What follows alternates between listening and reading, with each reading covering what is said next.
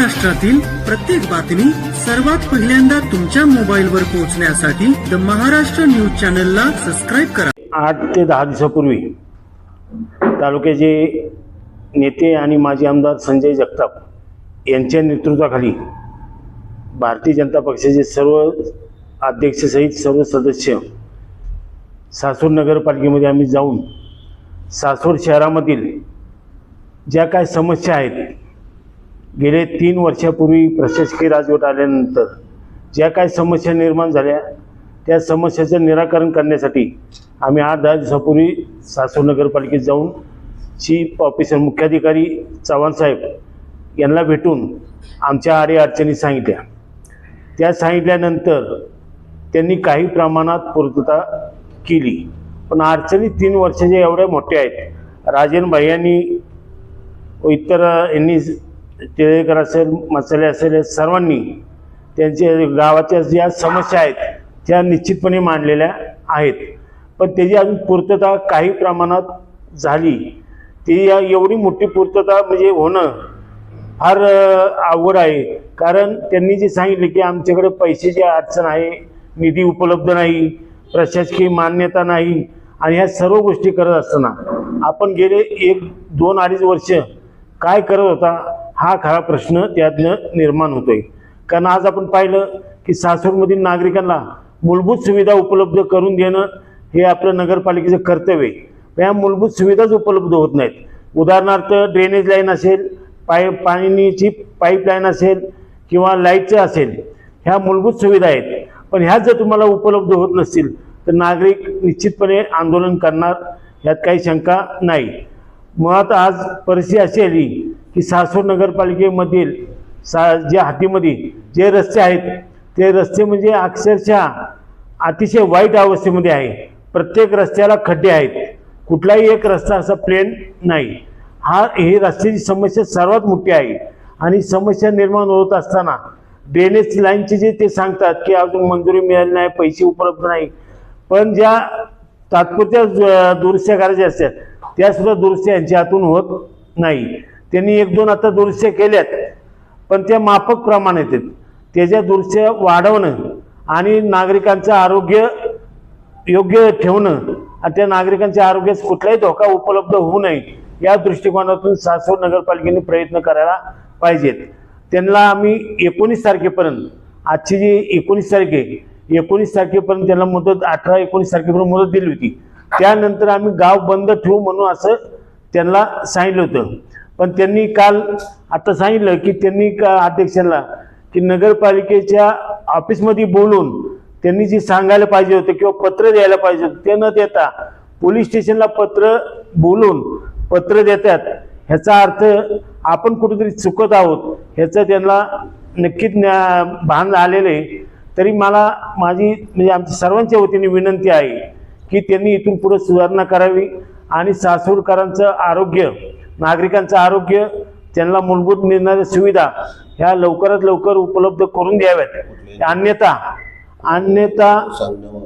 अन्यथा आम्ही पुढील जे काय आमचा कार्यक्रम आहे, आंदोलन करायचं आहे, ते निश्चितपणे ह्यापेक्षा जास्त प्रमाणात उग्र असेल। त्यावेळेस आम्ही सासवड बंद असेल, उपोषण असेल, जे काय लोकशाही मार्गाने जे काय आम्हाला करता येईल ते आम्ही करणार आहोत, याची नोंद घ्यावी। आणि दुसरी महत्त्वाची गोष्ट म्हणजे हा निधी उपलब्ध होत नाही, ह्याचं कारण काय हे सुद्धा त्यांनी सांगावं की बाबा कोण निधी उपलब्ध करून देत नाही।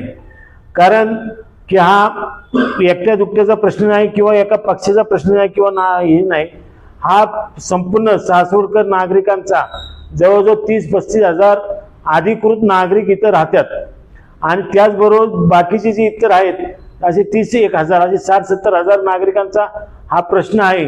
तरी हा प्रश्न सोडवण्याच्या कामी सासवड नगरपालिकेने निश्चितपणे काहीतरी भरीव काम करावं हीच आम्ही अपेक्षा व्यक्त करतो। अन्यथा पुढील आंदोलन हे पहिलं उपोषण असेल, नंतर मोर्चा असेल, नंतर सासवड शहर बंद असेल, अशा पद्धतीने आम्ही हे करणार आहोत। संजय जगतापांनी सकाळी माझं त्यांचं बोलणं झालं की त्यांनी सांगितलं की अशा पद्धतीने आपल्याला पुढे जायचं आहे, नागरिकांच्या मूलभूत सुविधा उपलब्ध करून देण्याबाबतीत पुन्हा एकदा नगरपालिकेला विनंती करतो।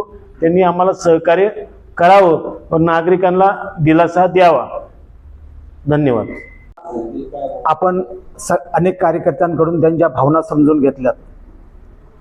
गेल्या आठवड्यामध्ये माननीय आमदार संजयजी जगताप यांच्या उपस्थितीत आपण सर्वांची एक पत्रकार परिषद झाली. त्यावेळी आपल्याला सर्व कल्पना दिलेल्या होत्या, परंतु ते आठवडा बघतात यांच्या कामाची काही प्रगती एवढी दिसत नाही असं कार्यकर्त्यांचं म्हणणं आहे, नागरिकांचं म्हणणं आहे. त्याचबरोबर एक साधी आणि सोपी गोष्ट की उपस्थित केलेला मुद्दा की ही जी कामं असतात ही नगरपालिकेने करायची असतात, रस्त्याची वगैरे. त्याचं कारण की त्या यंत्रणेला माहिती असतं ड्रेनेज लाईन कुठं आहे, वॉटर लाईन कुठं आहे आणि त्याची उंची किती, हाईट किती घ्यायला पाहिजे, याची सगळी माहिती नगरपालिकेकडे असते. परंतु का जाणीवपूर्वक ती कामं PWDला दिली ही काही माहिती नाही. त्याच्यामुळं निश्चित ह्या कामांचं नुकसान होतं आहे, कामाला विलंब होतो, काम पाहिजे त्या पद्धतीने तयार होत नाही, त्याचा दर्जा राहत नाही. आणि ह्या सगळ्या गोष्टी नगरपालिकेने विचार घेतल्या पाहिजेत. बऱ्याच जणांनी सांगितलं गेल्या 15 दिवसात जे ह्यांनी सुचवलं होतं काम, त्याच्यातले काही किरकोळ कामं झालेली आहेत आणि जी मोठी कामं होऊ घातलेली आहेत ह्यांचं एक तर मुळात प्रशासन म्हटल्यानंतर प्रशासन जसं असावं लागतं, प्रशासनाचा जाबच नाहीये मुळात कर्मचाऱ्यांवरती, असं आमचं म्हणणं आहे की प्रशासनाला कर्मचारी घाबरत नाहीत आणि त्याच्यामुळं ज्या समस्या निर्माण होतात. आणि एक परिस्थिती अशी होती की ज्यावेळी सासवड नगरपालिका भारतामध्ये प्रसिद्ध होती, आता असं वाटायला लागलंय की ह्याचं डॅमोलेशन करायचं चाललंय का काय, मुद्दाम ह्याचं खच्चीकरण करायचं चाललेला प्रयत्न चाललेला दिसतो. दुसरी गोष्ट अशी, आता निधीचा जो प्रश्न आहे, सासवड पुणे जिल्ह्यामध्ये कितीतरी नगरपालिका आहेत, मग हा सापत्नपणाचा भाव का सासवड नगरपालिकेला?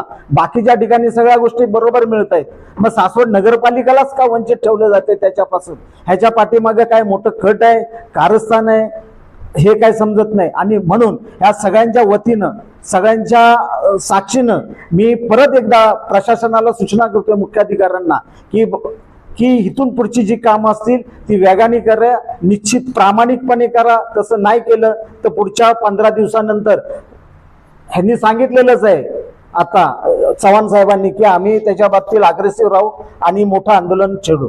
पुन्हा तुम्ही आपण सर्वजण आलात, उपस्थित राहिलात, सगळ्या भावना समजून घेतल्या सगळ्यांचा, त्याच्यामुळे मी आपल्या सर्वांचे मनपूर्वक आभार मानतो. जय हिंद.